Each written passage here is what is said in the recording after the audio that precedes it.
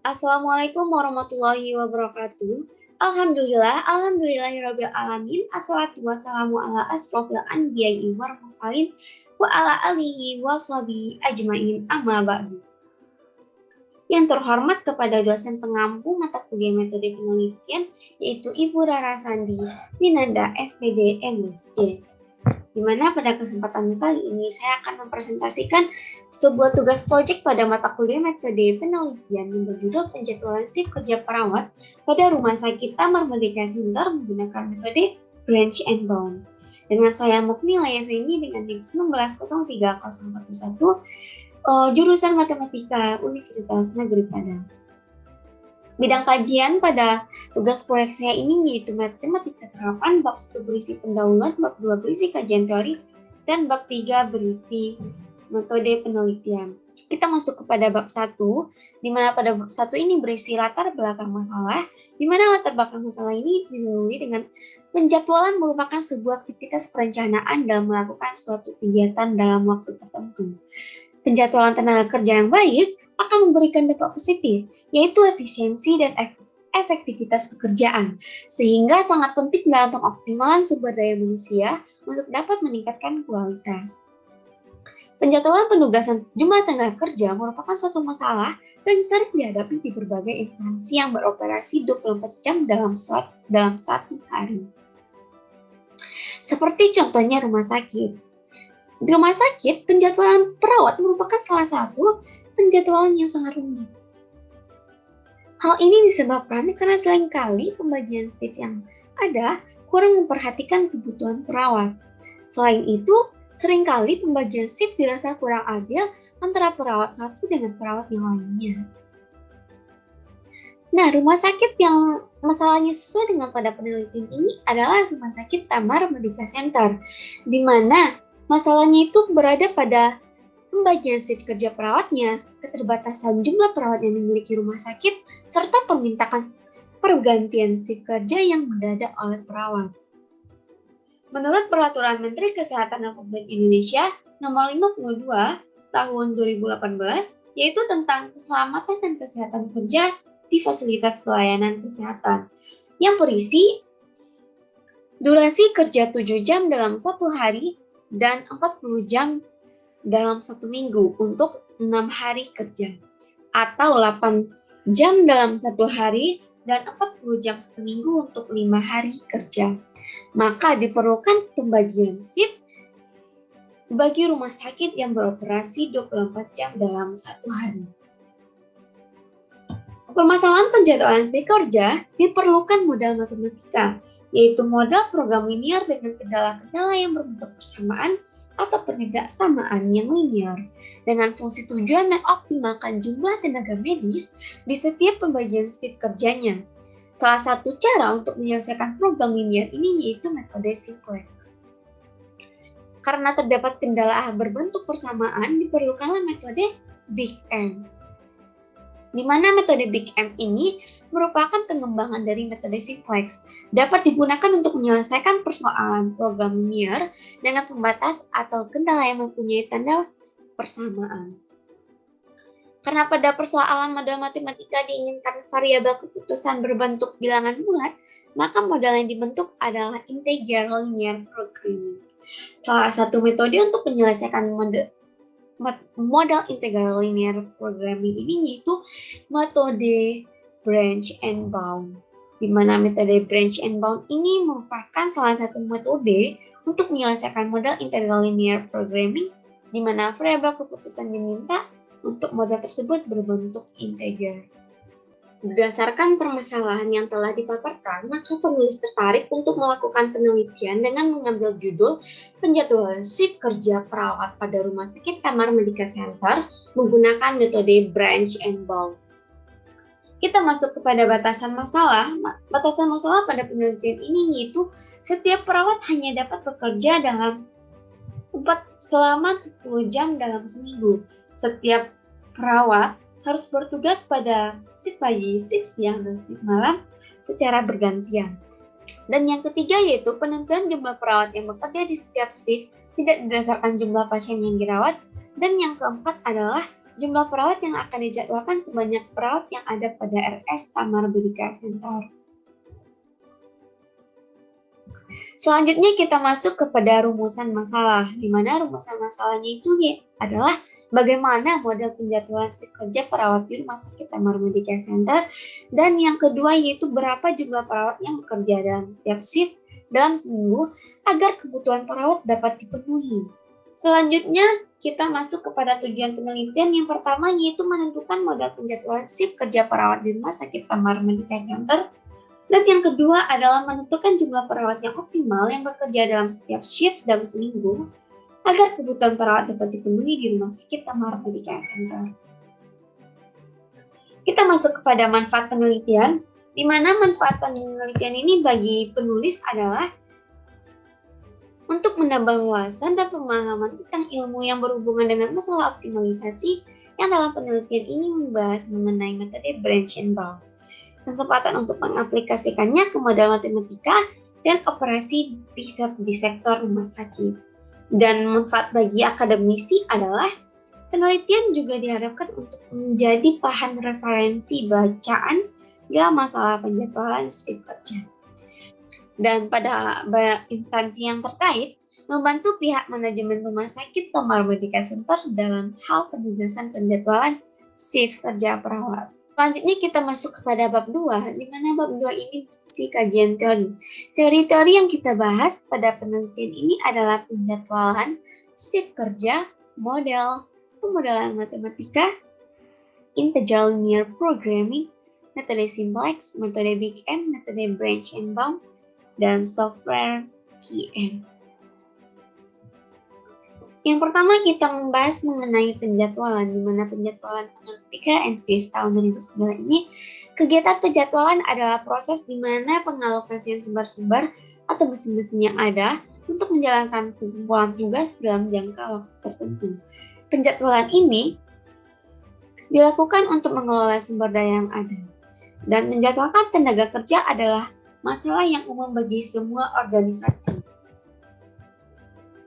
Masalah penjadwalan sumber daya tenaga medis secara umum adalah masalah penentuan jumlah tenaga medis yang ditempatkan di setiap periode perencanaan dari waktu kerja pada sebuah instansi rumah sakit. Kriteria untuk penjadwalan tenaga kerja didasarkan pada efisiensi penggunaan sumber daya tenaga kerja dengan tetap memperhatikan aturan atau perjanjian dalam pekerjaan. Selanjutnya kita masuk kepada shift kerja, di mana shift kerja ini merupakan pola waktu kerja yang diberikan pada tenaga kerja untuk mengerjakan sesuatu oleh perusahaan dan biasanya dibagi atas kerja pagi, sore, dan malam. Tipe kerja shift menurut World Health Organization atau WHO tahun 2020 terdapat 3 jenis, yaitu permanen, continuous, dan terdapat shift malam atau tidak terdapat shift malam. Di mana permanennya ini, pekerja hanya masuk dalam satu shift, dan continuous ini, setiap hari dalam seminggu pekerja masuk dalam satu shift. Dan terdapat shift malam atau tidak terdapat shift malam ini, di mana jam kerja mengharuskan atau tidak mengharuskan adanya shift malam. Karena aturan kerja shift malam setiap negara ini berbeda-beda.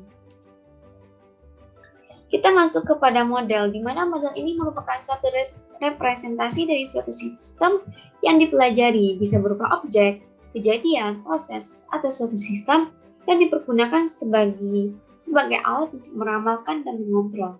Ada 3 jenis model ikonik, model analog, dan model simbolik. Kita masuk kepada pemodelan matematika, di mana model matematika merupakan usaha untuk menggambarkan suatu fenomena ke dalam bentuk rumusan matematis sehingga mudah untuk dipelajari dan dilakukan perhitungan. Ada 4 tahap dalam pemodelan matematika, yaitu mengenali dan menamai variabel bebas dan tak bebas serta membuat asumsi-asumsi. Dan yang kedua menerapkan teori matematika yang telah diketahui. Yang ketiga yaitu mengambil kesimpulan matematika tersebut dan menafsirkannya. Yang keempat menguji perkiraan terhadap data real. Kita masuk kepada integral linear programming, Dengan menggunakan linear programming ini, kita bisa mencapai output yang optimum atau maksimum atau minimum berdasarkan input yang terbatas. Integral programming merupakan pengembangan dari program linear di mana beberapa atau semua variabel keputusnya harus berupa integer. Ada dua jenis, yaitu integral mixed integral programming dan pure integral programming. Selanjutnya yaitu kita masuk kepada metode simplex, di mana metode simplex ini merupakan metode untuk menyelesaikan persoalan program linear dengan banyak variabel keputusan. Selanjutnya metode Big M merupakan pengembangan dari metode simplex dengan tambahan variabel bantuan A yang mempunyai koefisien pada fungsi tujuan F. Selanjutnya yaitu metode branch and bound.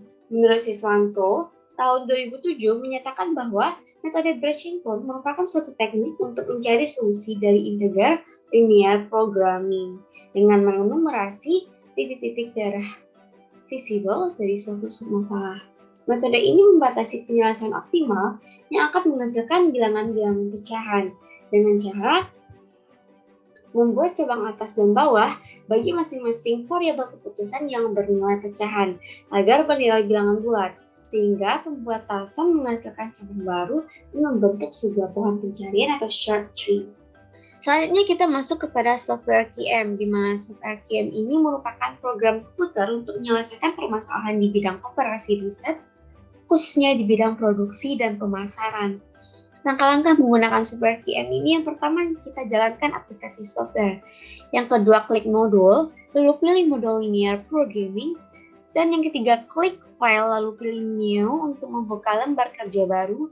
Yang keempat pada kotak create dataset for linear programming, isi number of constraint. Masuk berapa kendala yang akan kita masukkan.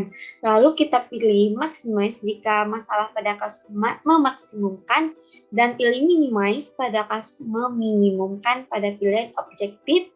Lalu kita klik OK. Yang kelima setelah itu akan muncul tabel untuk memasukkan permasalahan linear programming pada baris maximize atau minimize untuk memasukkan fungsi tujuan, sedangkan pada baris constraints untuk memasukkan kendala-kendala. Nah, yang keenam, klik solution untuk melihat output. Dan yang ketujuh, untuk melihat grafik, kita klik graph. Dan untuk melihat hasil simplex, kita klik iteration. Selanjutnya kita masuk kepada bab 3, yaitu metode penelitian. Di mana pada metode penelitian ini, kita yang pertama menjelaskan gambaran umum Rumah Sakit Taman Merdeka Center Pariaman, di mana rumah sakitnya ini merupakan rumah sakit milik pribadi, kemudian berkembang menjadi rumah sakit umum. Rumah sakitnya ini memiliki moto, visi, dan misi. Di mana moto dari Rumah Sakit Taman Merdeka Center itu adalah melayani dengan penuh peduli, ramah tamahan, dan kasih sayang. Selanjutnya yaitu visinya. Visinya itu dengan ridho Allah, terwujudnya pelayanan kesehatan berbasis syariah. Dan misinya itu ada 4, memberikan pelayanan yang bermutu ditandai dengan pelayanan sesuai dengan standar cepat, tepat, dan islami. Dan yang kedua, meningkatkan sarana dan prasarana rumah sakit sesuai dengan perkembangan iptek dan impak. Yang ketiga, meningkatkan kompetensi sumber daya manusia yang islami di seluruh unit pelayanan. Dan yang keempat, menjalin kerjasama dengan institusi pelayanan kesehatan beserta jejaringnya dan lembaga sosial lainnya. Selanjutnya kita masuk kepada jenis penelitian, di mana jenis penelitian ini adalah penelitian terapan. Menurut Sugiono tahun 2017,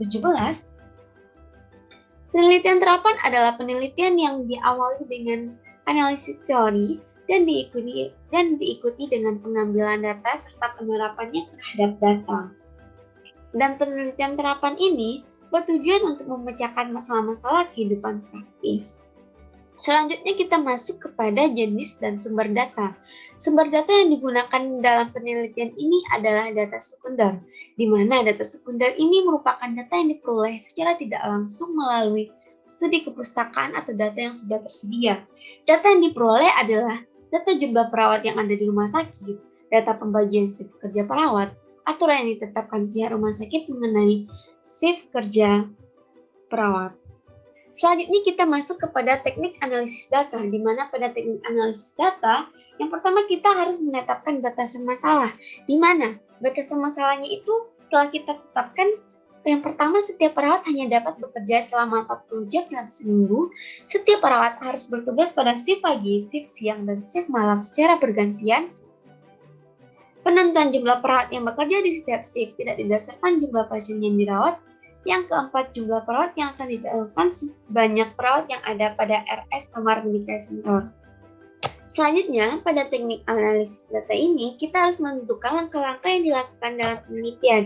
Yang pertama, kita melakukan studi pustaka. Referensi yang akan dipelajari pada penelitian ini meliputi pemodelan yang berupa buku-buku, textbook, jurnal, dan penelitian terdahulu. Dan yang kedua, kita mengumpulkan data, di mana data yang diperlukan pada penelitian ini adalah data jumlah perawat, data pembagian shift, dan data tersebut diperoleh dari bagian sumber daya manusia Rumah Sakit Tamar Medical Center Pariaman. Dan yang ketiga yaitu membuat model matematika, di mana dalam membuat model matematikanya itu kita menentukan fungsi tujuan, di mana fungsi tujuan dalam penelitian ini adalah memaksimalkan jumlah perawat yang ada di setiap pembagian shift kerja. Selanjutnya, kita menentukan fungsi kendalanya, di mana fungsi kendala pada penelitian ini adalah jumlah perawat yang ada, jumlah kebutuhan perawat di setiap shift, setiap hari dalam seminggunya, dan maksimum jam kerja setiap perawat dalam seminggu adalah 40 jam. Selanjutnya, langkahnya yaitu mencari solusi dari model matematika. Mencari penyelesaiannya dari integral linear programming dengan metode simplex dan metode Big M. Tetapi jika variabel keputusan ada yang belum berbentuk 16 bilangan cacah, dipergunakanlah metode branch and bound untuk melakukan pencabangan, sehingga diperoleh variabel keputusannya berbentuk bilangan cacah. Dan yang kelima yaitu mencatat hasil dan kesimpulan, di mana kita harus menulis laporan dari hasil analisis. Sekian presentasi dari saya. Mohon maaf jika ada kekurangan dan kesalahan. Wabillahi taufiq wal hidayah. Wassalamualaikum warahmatullahi wabarakatuh.